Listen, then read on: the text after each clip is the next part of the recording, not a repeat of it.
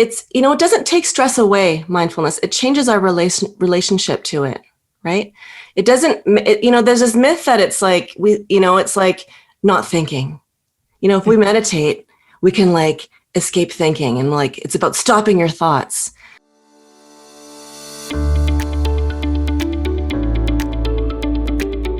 Yes, we are live. Yes, thank you guys for being here. We are super excited because this is our pre-Valentine's Day episode.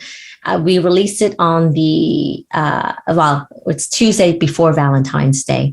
So we are here and we're with Dr. Alda Ngo as well as Stephanie Curran. And they're actually not even in Toronto at all. And we're having 3 time zones going on right now. Mountain, you're in the mountain time, Dr. Ngo, and then Stephanie, you're in Victoria, correct? Exactly, yes. Yes, so awesome. And so we welcome you because we're going to be talking about mindfulness for fertility. And not only are we going to be talking about it, we're actually going to be, you guys are going to be leading us with a mindfulness meditation, which is so super awesome on this cold, blistery day here. I don't know about you, Tanya. You were shoveling the snow this morning, right? I was out shoveling, yes. And we recognize that this can be a very challenging time for women going through fertility. Valentine's Day can be a trigger. So we want to improve your Valentine's Day this year, 2022, and your quality of life. And research shows that when you incorporate mindfulness into your life, when you're going through fertility challenges, that you can improve your quality of life. And new and upcoming research is saying that it can increase your chances of getting pregnant. They have to do more research on that, obviously, because they're smaller studies. But it used to be like there was no association between stress and fertility. But there is definitely change in the research, which is awesome because we get to discover, not just increasing your chances, but increasing your quality of life and just changing your journey, because it can be very stressful. It's almost like as stressful, they say, as some other chronic illnesses going through fertility, as stressful as getting a cancer diagnosis, apparently. So, I would love to say, we're going to get into this. And, but before we be led by that, let's actually talk about what mindfulness actually is. Cause I think, there's some myths surrounding that and how it should look like. And, when I think of the word meditation, traditionally it'd be like, okay, I need to sit cross-legged in a dark room. And then I have to have some candles going on and maybe some like incense. And then I have to like go om. And then I have to like sit for like an hour before I get any effect, right? But I think we're going to dispel that myth and see what really works and what the heck it is. And before we do so, let's, actually introduce Stephanie as well as Dr. Alda here. And so you know what? Why don't you guys share with us a quick little intro yourselves? Okay, so Stephanie? I'm Stephanie Curran. I practice acupuncture and Chinese medicine in Victoria, BC. I have a multidisciplinary clinic called the Elements of Health Center, and I've been practicing for 22 years now. And the bulk of it has been in supporting men and women through their fertility journeys and obstetrical care, women's health in general. And then so delighted to be collaborating with Alda in the last couple of years with offering mindfulness for fertility programming. Yeah, and it's wonderful to be here. Thanks so much for inviting us. Oh, we're so super glad that you are here. And, I might add in that I know you both over the years.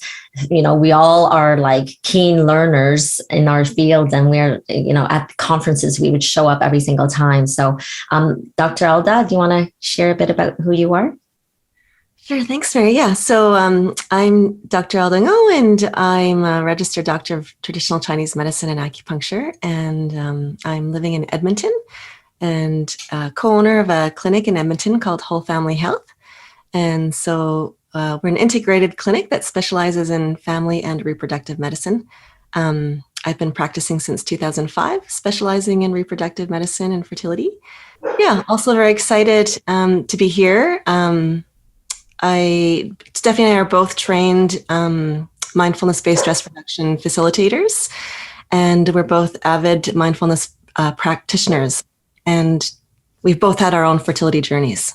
So Yes. we know the ins and outs quite intimately from both a professional standpoint and also a personal one. And our own mindfulness practices were huge for us. So we're happy to be here to share it. Yeah.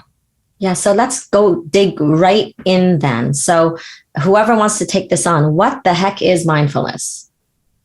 Yeah, mindfulness, it's a bit of a buzzword, isn't it? It's around everywhere in pop culture and the media, and mindfulness this and mindfulness that. So it is good to talk about, what we mean by that. And so one working definition from a fellow named John Kabat-Zinn, who started this programming that Alda referenced just a moment ago, mindfulness-based stress reduction.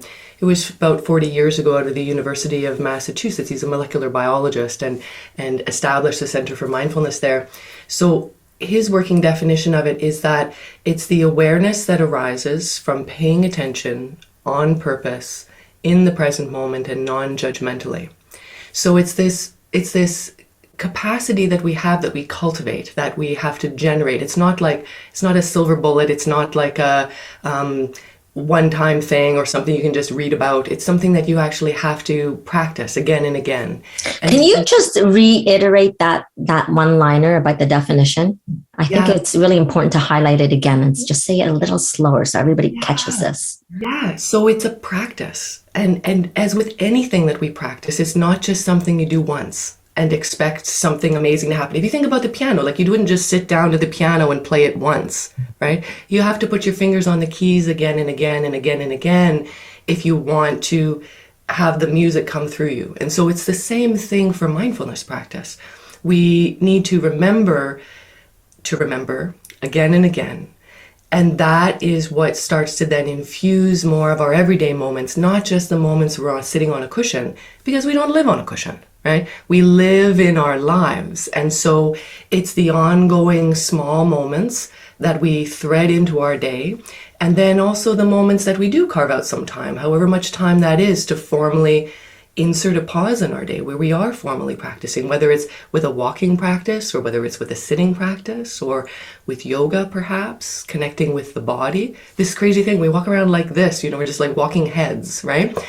But there's this whole other being that's accompanying us through the whole thing, right? And I think particularly in a fertility journey, there's this way that I know it happened for me, where there's this feeling of disconnecting from the body and not being happy with my body, actually. So how is it that we can befriend our experience and befriend ourselves? I don't know about you, Dr. Tanya, but I'm sitting here and I'm like, oh my gosh, you're so calm in your voice. I know. I feel relaxed already. We're two type A's. And so I'm like, I can just listen to you. So just go in the state of, yes, it's wonderful. We're wired to feel instinctually under threat. And so constantly, so not just for fertility, but fertility is a big threat. Infertility feels like a big threat. So it's finding that way just to the being of being in the moment present. And so I'm listening to your voice and I'm recognizing how relaxed I feel just going into my senses right now. And what you just said is really important, because we are biologically hardwired to look for that which is a threat, right? And when we think back to the caveman days, right? Our ancestors who were looking out into the Serengeti and they were like, is that a rock or is that a lion? The ones who thought it was a rock, they're not our ancestors, right? They didn't make it. So we do have this biological imperative to look for threat, to look to see what's wrong, right? In a fertility journey, to look at what is it that I'm not doing, right? This is broken, how do I fix it, right? So there's a lot of emphasis in that direction. But we know from the neuroscience and the research that we can also attend to the aspects that are okay. And the aspects that are good, that are nourishing, that we feel positive about in our life. But I even think those ones are helpful, but there's this whole other realm of neutral or okayness that is much quieter, that we miss out on entirely. And I really recognize in myself as the years go on with practice, what a refuge that is of just the basic okayness, of recognizing it and then taking it in. Rick Hansen talks about this, the taking in what's good, not just noticing and going, yeah, but actually pausing to recognize it, actually feeling it in the body, and lingering even for just a breath with it. Such a support, very helpful. And mindfulness is one of the ways that we can access that, because we're attending the direct experience of the moment by moment, with a lot of care and friendliness and gentleness. That's the non-judgmental part, right? We don't just have mindfulness, we have mindfulness and heartfulness, right? Wings of a bird that support us. The word for mindfulness, so the mindfulness is rooted from Eastern traditions. And so the word, like the translation in English, doesn't actually really capture the full essence of it. So the word for mind is the same word for heart. So when you hear mindfulness, you have to also hear heartfulness. So it's not just sort of this cognitive exercise. It's like, there's a love to it. And so, yes, like, so, for Valentine's Day, it's, I like to call it ordinary magic, like my tea every morning. It's so ordinary. But when I stop and pay attention to it, it's totally magical. It's like a miracle. It like smells so good and it tastes good. And, or like walking outside, like, the leaves on a tree rustling in the wind, like, unless I stop to pay attention to that, it's happening. And I'm kind of missing out on all that magic because I'm just, kind of worrying about getting the things done, doing the things, and the thing that happened that I'm like, turning over in my head, or the unknown of the future.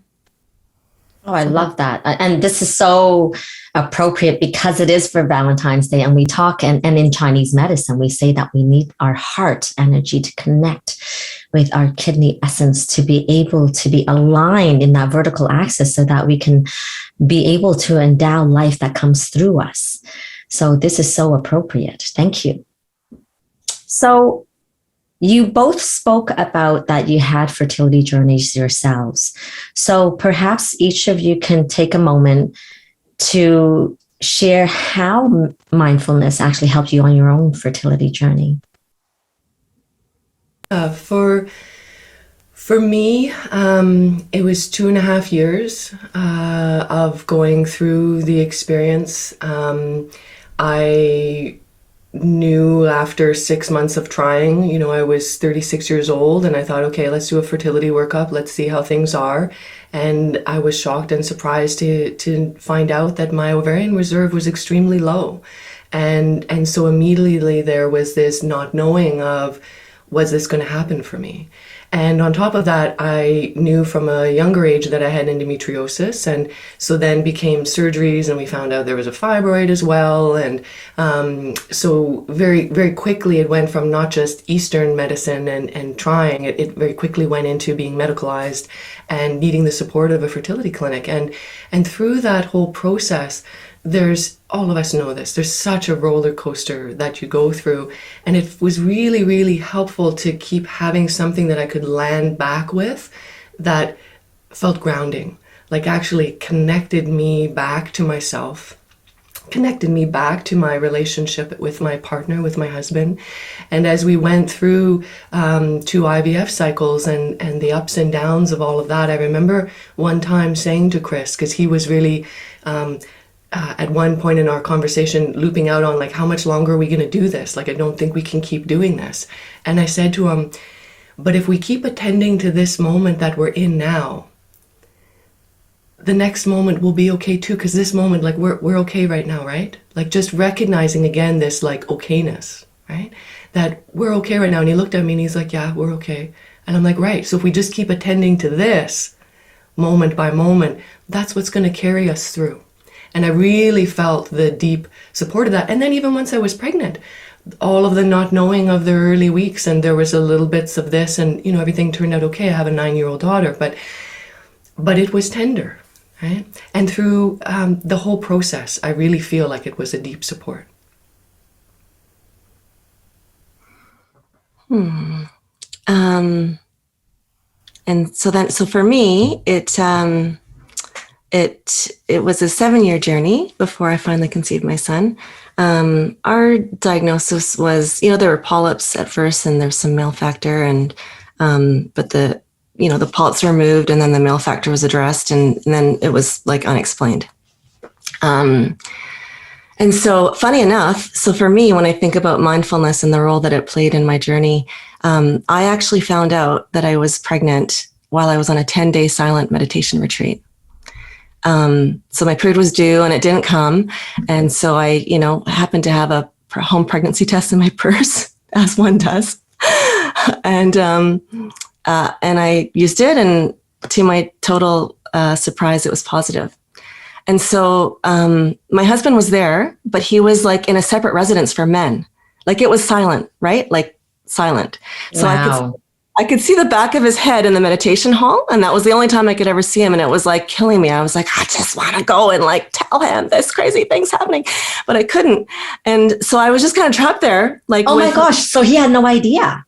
No, man. No. That's awesome. You can even like pass a note or anything. No. Talk about mindfulness. You're like just going inward and to healing all this and just living in this. Yeah. There was no positive. Wow. I had to just like sit with it and be with like the excitement, the elation, and also the terror, because I had miscarried a couple times before. And so I was actually convinced I was miscarrying again. Right. And but I had no choice but to just like sit with it all day and like anchor myself in the steadiness of my breath as much as I could. And just like watch this storm of like supercharged crazy thoughts and emotions bubbling through my mind. And so I practiced this, like doing this with this awareness, this attention that Stephanie referred to, and like with kindness and with love and without any judgment, and just like practicing not getting swept away by it, practicing just sort of, sitting with it, watching it with this tenderness, and trying not to get hijacked by it. And there was like nothing else going on. So it was like, that was it. And so I feel like, and I couldn't even utter a word of it to anyone, right? And so I feel like these moments are kind of a culmination of how mindfulness supported me throughout my entire journey. It like helped me to create this space to be able to recognize what I did have control over and take really good care of it, while also cultivating this kind of deep acceptance of whatever outcome I didn't have control over.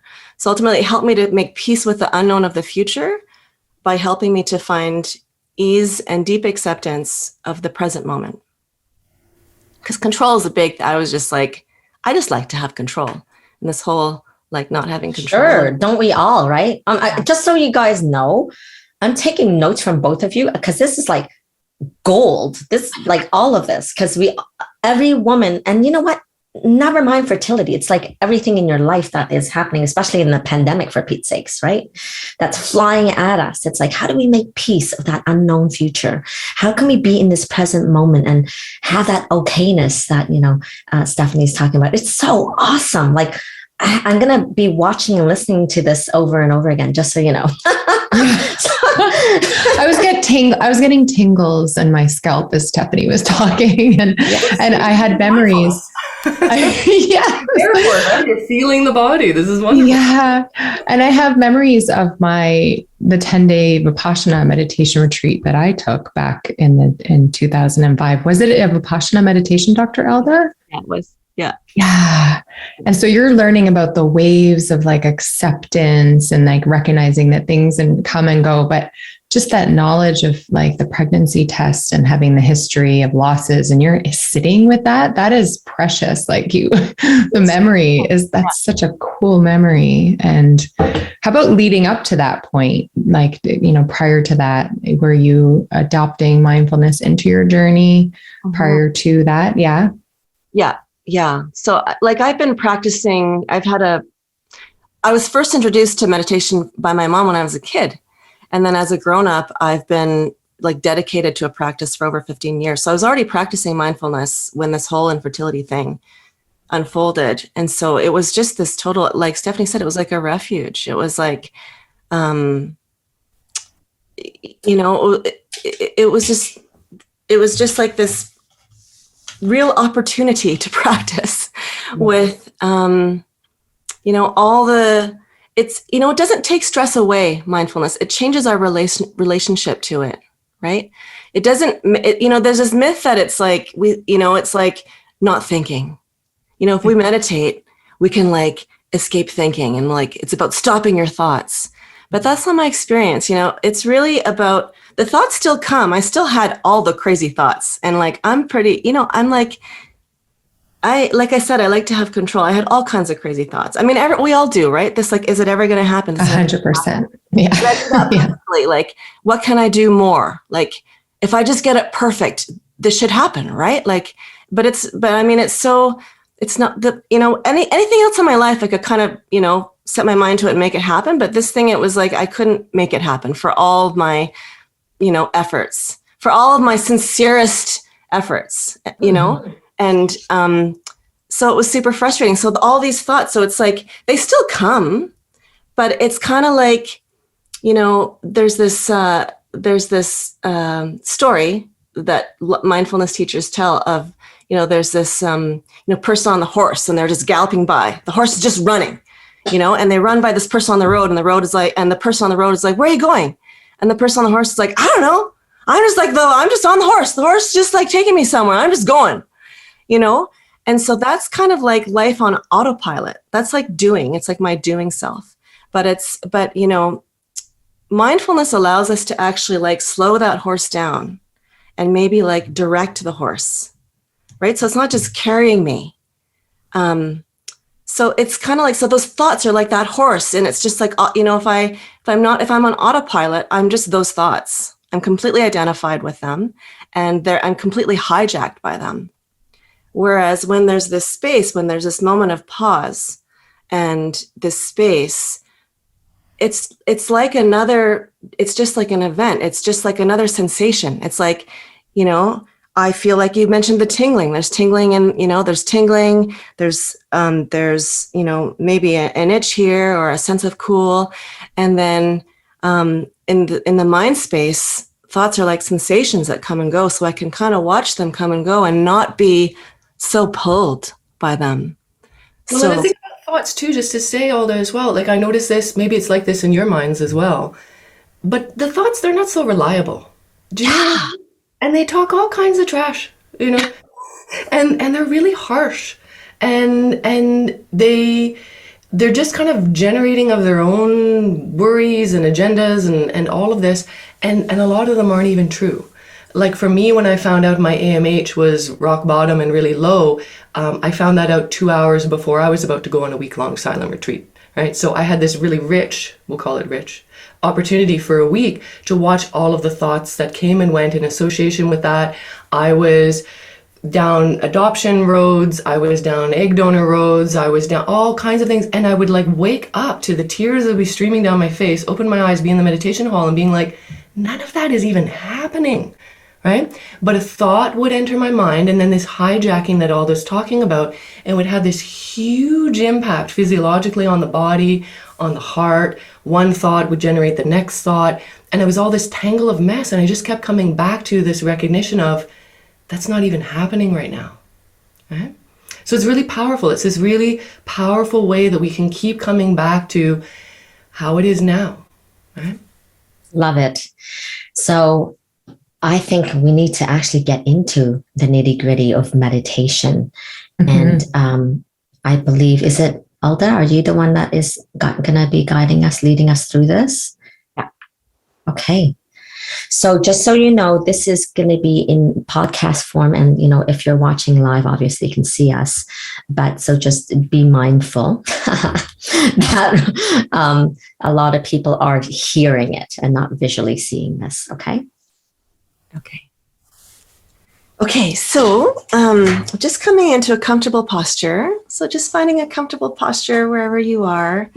If you're seated, having your feet flat on the floor, just resting the hands on your lap, and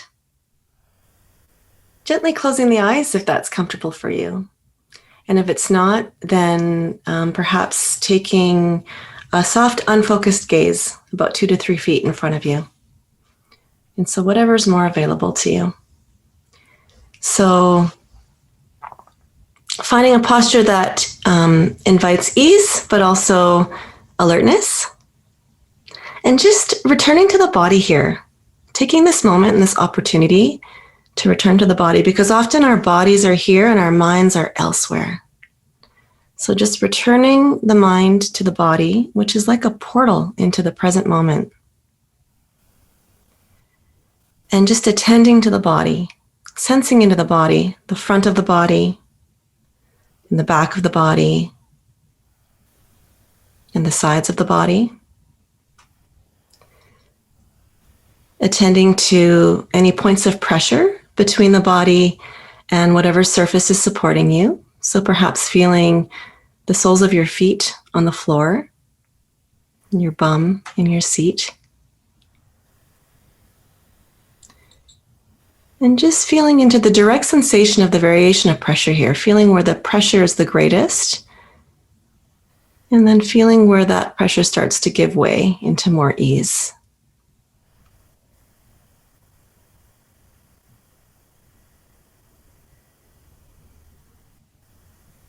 And so, as you're ready, shifting your attention now to the breath, and to the direct sensations of the breath moving in and out of the body, wherever it's the most vivid to you, wherever it's the most accessible to you. So this might be at the belly, or at the chest, or perhaps at the nostrils.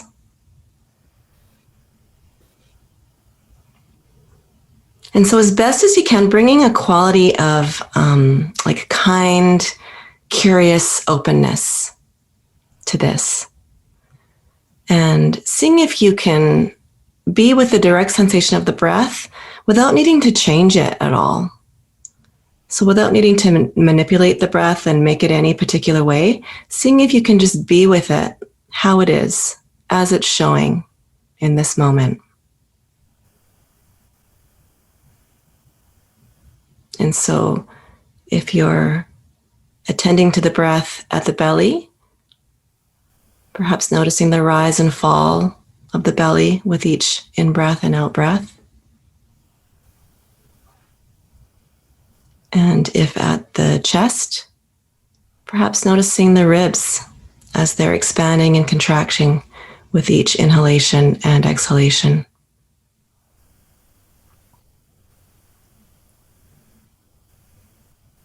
And if at the nostrils, then perhaps noticing the coolness of the air as you inhale and the warmth of the air as you exhale.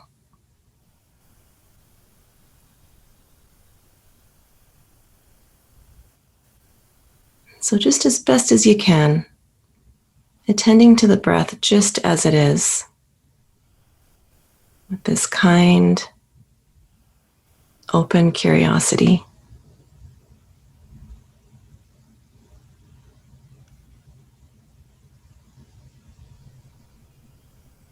And so perhaps noticing the quality of the movement of the breath, perhaps noticing if it is long or short, deep or shallow, or maybe if it's rough or smooth, whatever it is.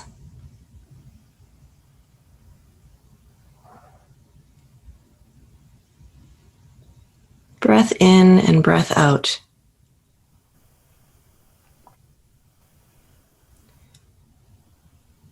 And so when your attention is captured by some other sensation and distraction, so perhaps thought or perhaps sound, just knowing that that's totally normal. That's actually totally a part of the practice. And that this waking up to the movement of attention is just as much a part of the practice as being focused on the breath itself. And so noticing what it is that's captured your attention, again, just with this kind, open curiosity as best as you can, and then gently guiding your attention back to the breath. And this might happen multiple times. In fact, it likely will. And so just as best as you can, just with this kind, even loving attention, noticing and returning.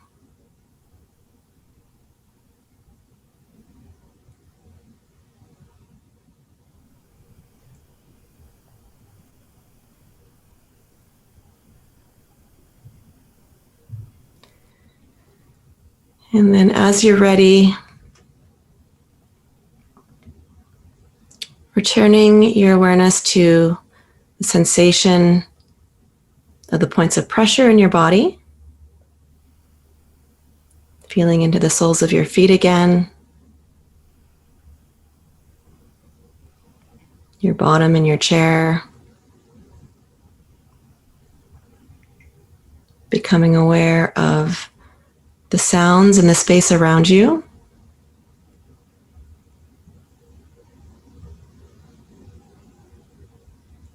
And then as you're ready,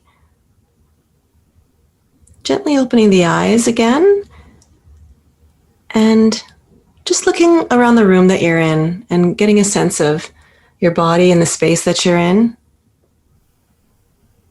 and reorienting yourself.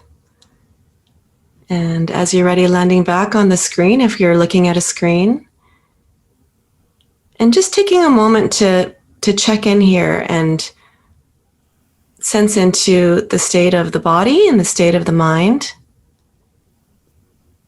and just seeing if you can invite this quality of attention into the moments of your day, the coming moments of your day.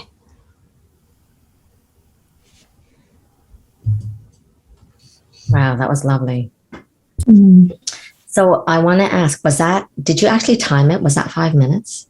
It was a little bit longer than 5 minutes. So like 6 minutes or less than 6 minutes? I just want to know. Pardon me?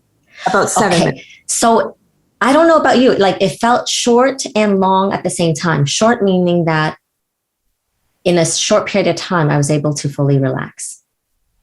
Was that there for anyone else, or, feedback would be great? Is there anybody on Facebook following? I can ask. I think because we all practice it, it's easier to go into that state quicker and just be very present and aware of our bodily sensations and breath. But back in the day, I started with meditation too with my mom, but there has been times in my life where I just kind of rejected, mindfulness and meditation, probably a lot going through fertility, kind of being mad at it, thinking, well, how come I can't will a pregnancy? And how come this mindfulness stuff's not working? But, as you grow into this place of acceptance and like change your mindset and perception, goes back to easy again. And so like in these moments, and like it's not just about these moments, but then also translating them into your day and practicing it all day, like you guys said, right? Just bringing this into not just a sitting space, but also maybe when you're interacting with people, when you're eating. Like what kind of other areas would you guys say are really easy to incorporate the mindfulness space? And I would say, but I'll answer that, but I also want to just say that for those who were just listening or watching with us, if you didn't achieve some kind of calm state, that's also really normal, right? Yes. This is one of the myths. This can be one of the misconceptions of mindfulness, is that we're trying to impose some kind of other state on top of what our actual experience is. And actually what we're doing is opening to and being receptive to and more sensitive to actually how things are as they are. Yeah. And so I know for myself at different times, if I've got a project that's coming up, when I go to sit, there's a lot of busyness. Like it's not quiet and calm at all. Or if I have had a loved one that's passed, or if I've had an argument with my partner, or while I'm on a fertility journey and I'm in that dreaded, terrible, awful 2-week wait, right? It's not calm and quiet actually at all. But what the 5 or 6 or 7 minutes, that we attend to this, what it does is it just creates some space around it and allows us to find into and access this groundedness in amidst the storm. It's kind of like on the surface of the water. It can be very, very, wavy and tumultuous and currents, but if you drop down just slightly below the surface, then there's some stability here, even though there's all this storminess. So just wanted to name that in case many of our listeners had that experience or have this experience moving forward, because it's very much part of mindfulness. And then this question that you've asked around how else do you see this in your day? This is really the stuff of the mindfulness fertility programming and of mindfulness in general, is threading it in. So for me, this whole time that we're talking right now, actually, I'm consciously and intentionally reminding myself to feel my feet on the ground. Right? While I'm in the shower, there's this like remembering that there's a body that I'm touching, and the warmth of the water and the feeling of the soap. While I'm driving, there's the knowing of my hands holding the steering wheel. While I'm in my acupuncture practice, there's the intentionality of knowing that I'm turning the door handle with every time I go to walk into a room to be with someone. Right? So really it can be alive and can be available in all of our moments. My teacher in Burma that I study with, Sayadaw U Tejaniya, he says, from the moment your eyes open in the morning until they close at night is actually a precious opportunity, right, to be practicing. So don't wait for conditions to be just perfect and for the body to be just so, and for your house to be clean. It looks nice from this view right here for those of you who can see, but there's all the other, I don't know if it's like this in your house, but so we don't have to wait for everything to be just the way we need it to be. There's this controlling element that we were all talking about earlier, right? We can actually just access it because it's innately here within us. So when you say it's innately here within us, right? So, there's the thinking of like, well, what's the minimum amount of time? Like, how am I going to benefit? Like, so then is this person that's asking this question, are they going to benefit from just sitting down as we just did? Or are we just saying, okay, incorporate it like 2 minutes at a time in your life when you're conscious, and like set an alarm or something? Like, how do you address that? Like, so that people can incorporate, but not be overwhelmed. Yeah. And so small bite-sized moments are a great way to start, right? And any amount of time that we do drop in and connect with the direct experience is a moment of mindfulness. So whether it's just for one in-breath and one out-breath, that's already having impact on our nervous system, right? In moving out of sympathetic arousal into activating the parasympathetic system, right, into more of a rest and digest mode. And so it's kind of like exercise though, right? Like 2 minutes of exercise, that's good for the body, right? 2 minutes of stretching, right? That kind of thing. But 30 minutes has a different impact, right? So we know this through the research around mindfulness, which in a secular way has been done for just over 40 years, that it's the continuity of it that is most important, right? That it's done, it's not just like 1 2-minute segment here and then a month later another 2-minute segment, but like daily and throughout the day, right? And this innately part, it's like it's always here, it's always available. Like right now, do you guys know that you have feet? Of course you do. There wasn't that much, crickets for a moment. Yes, you have feet. Good. Yes. But a moment ago, you might not have known you had feet. And of course, if you looked, they were there, right? But is this kind of like, now there's just this connection again to the experience of the body. So it's with that kind of light touch, right? Multiple times a day. But what helps us to remember is the formal practice where we string together a little bit longer moments, because that flexes that muscle in our brain of this neuroplasticity that's gathering and collecting our awareness and our attention. Love it. Okay, so speak to us about, because we need to wrap this up because we're supposed to only talk for 20 minutes and here we are, but because it's such an awesome topic.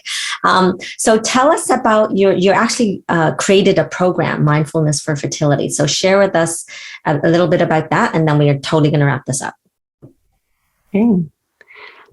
So our Mindfulness for Fertility program, we use that MBSR curriculum. So we're both trained facilitators for that. And so Stephanie spoke to that in terms of Dr. John Kabat-Zinn. It was developed in the 60s. And so at the time and I think he's like retired now, but he, again, is a molecular biologist. And so he developed this like secular program that's now become a standard in the research. So when they do research to investigate the benefits of mindfulness on fertility, inflammation, immunity, all the things, the change in the brain. So they've done fMRI scans on graduates of this 8-week program and have found that there's less activation and increase in size in the amygdala, which is the part of the brain that's associated with the fight or flight stress response. And then there's an increased activation and increased size in the prefrontal cortex, which is associated with like positive emotions and higher order thinking and decision making. So when they do these studies, they need a standard. And so this program has become the standard. So it's probably the most studied mindfulness program out there. And so we're using this with fertility patients. And so mindfulness has already, been proven to have many benefits for fertility patients. So we spoke to it a little bit at the beginning. I know, Tanya, you had mentioned, the research around recognizing that people with infertility are suffering from levels of anxiety and depression similar to those who are suffering from diseases like cancer and HIV and heart disease. There's also evidence. So Stephanie had mentioned before we were live that there's a brand new study that's been published, and it's very well powered and multinational, and it was just published a couple of months ago in December. And what they found is that it revealed that emotionally supportive service offerings by healthcare providers is strongly associated with continuation of fertility treatment. So not only is there this, psychological burden of just the fertility journey itself, but also the added stress of treatment. And so, resources to support people going through infertility, to support the emotional journey is really important, because not only is it affecting their experience of their journey, but also it's affecting their choices in terms of how to move forward with treatment even. And their perseverance. Right. Yeah. And then they're more likely to get pregnant because they're sticking to it, because it's so easy to give up, right? Because they're just so frustrated at times. Well, thank you for your time. Sorry, you're going to add something else, Stephanie? Yeah, I was just going to say that the research has shown that even when finances to treatment aren't the issue, like when it's government funded or it's covered by insurance companies, that 60% of people will drop out of treatment after the first year because of the impact of the psychological burden. So this way, exactly as Tanya has just said, if we can give people skills to be able to stay the course of their treatment, that's part of what increases the chances of growing our families. Absolutely. And so just to say and name what our program is, it's an 8-week program. Classes, we meet weekly for 2.5 hours. There's a day-long component to the program. We do all of this online, right? So people can sign in from wherever. And it's 8 weeks. And we our next offering will be coming up in the spring. It's going to start at the end of April. So dates will be on our website really soon. It's mindfulnessforfertility.com. We also have partnered with McMaster University and One Fertility Center for a pilot study. Our ethics approval is underway right now. So hopefully we have a spring cohort coming, and we have the 3 time zones. We're going to be doing Eastern time zones, Mountain time zone, and Pacific time zone classes. So we're trying to make this accessible across Canada, actually. Well, I think that we need to bring it international, and Dr. Tanya and I are working on something online. So we're going to collaborate at some point for sure. I can see us happening because you guys are a huge asset. And, I need to acknowledge this. Here we are, 4 practitioners coming from full heart, wanting to help you guys, because we all come from a very different place. With Alda, it was unexplained infertility. With Tanya, it was PCOS. Me, I had blocked fallopian tubes. And you, Stephanie, you had diminished ovarian reserve. So it's like 4 different places. And endometriosis, mm-hmm. Correct. Mm-hmm. Yeah, and me old as well. So all of that to say, it's like no matter where you are in your journey and no matter what you're facing, we got your back, and there's so much that we can do to help you make this journey a little easier, more hopeful, decrease the stress, time, energy, and we're excited in what we have to offer you. And Tanya and I were actually coming out with a quiz very soon, and basically it's going to tell you what your chances are of having a baby, and from that we'll guide you depending on where you're sitting, like a little plan that will be just made for you. So super excited about that. And again, if you haven't checked out our podcast, our previous podcast, do so. Like our last one was about the whole 2-week wait, which is, as you all know, really anxiety ridden. And to me personally, it's probably the hardest part of the journey, the 2-week wait. Anyway, anything to add, Tanya, before we close off? Thank you. Yes. Thank you. Thank you. Thank you so much for having us. Yeah, it was been a pleasure. beautiful. Thanks, guys. It was awesome. Mm-hmm.